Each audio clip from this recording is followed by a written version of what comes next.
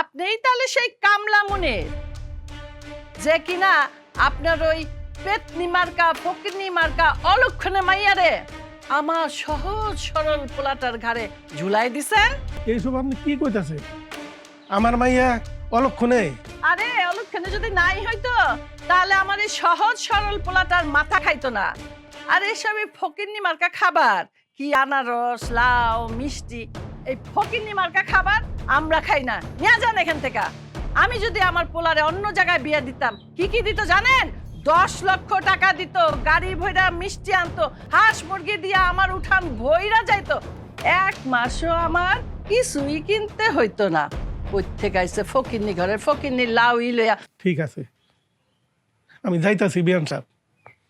তো ওর একটু এক নজর দেখা যায়। একদম মুখ সামলায় কথা কইবেন, কখনো আমারে বেআইন বলবেন না।